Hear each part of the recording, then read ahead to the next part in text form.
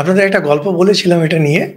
খুব মজার গল্প। আমি যখন শুনেছিলাম খুব ভালো লেগেছিল শুনে যে কিভাবে ভগবানের যে ক্ষমতা আর তার সঙ্গে মানুষ নিজের যে জুড়ে দেয় এই মহাভারত যুদ্ধের সময়। তা বলছেন যে সব রাজারা এসে যুদ্ধ করবেন। হ্যাঁ, উডুপি সাউথ ইন্ডিয়াতে আছে। ওখানকার রান্না বান্না খুব ভালো, খুব নাম করা। উডুপি রেস্টুরেন্ট খুব নাম করা উডুপি। তো ওরা নিজেদের নামে খুব সুন্দর কাহিনী বানিয়েছে যে উডুপি রাজা গেলেন মহাভারত যুদ্ধের সময়, বললেন আপনারা সবাই যুদ্ধ করবেন, আপনাদের খাওয়া দাওয়ার ব্যবস্থা আমি করব।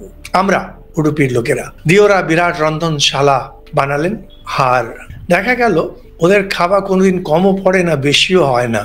তা জিজ্ঞেস করলেন যে এটা কি করে সম্ভব, যুদ্ধ হচ্ছে, এত লোক মারা যাচ্ছে, খাওয়া কি করে কম বেশি হয় না? তো বলছেন যে না, রোজ সন্ধেবেলায় আমরা বাদাম শ্রীকৃষ্ণের ওখানে পাঠিয়ে দিই খাওয়ার জন্যে। খাওয়ার পরে আমরা প্লেট ফেরত নিয়ে আসি, তাতে গুনে নিই শ্রীকৃষ্ণ কত বাদাম খেয়েছেন। যত বাদাম খেয়েছেন তার সঙ্গে 1000 গুণ করে আমরা ধরে নিই, আমরা জেনে যাই আগামী দিন এত লোক মারা যাবে, অত জনের রান্না কম করে দিই। গল্পটা শুনে না আমি অবাক যে দেখুন, এই হচ্ছে ভারতবর্ষ। কি রকম একটি স্থান, মাহাত্ম্য, স্থানের মহিমা, এটাকে বলার জন্য তারা কিরকম রামায়ণ মহাভারতের সঙ্গে নিজের যে কাহিনী সেটাকে জুড়ে দিচ্ছেন। শ্রীকৃষ্ণের সব ঠিক করা আছে, আগামী দিন কজন মরবে। শ্রীকৃষ্ণ অন্তর্যামী, শ্রীকৃষ্ণ সর্বশক্তিমান। আর উডুপির যারা রান্না বান্না করেন ওইটাকে নিয়ে তারা নিজের কাহিনী খুব সুন্দর করে ওর মধ্যে দিয়ে দিলেন।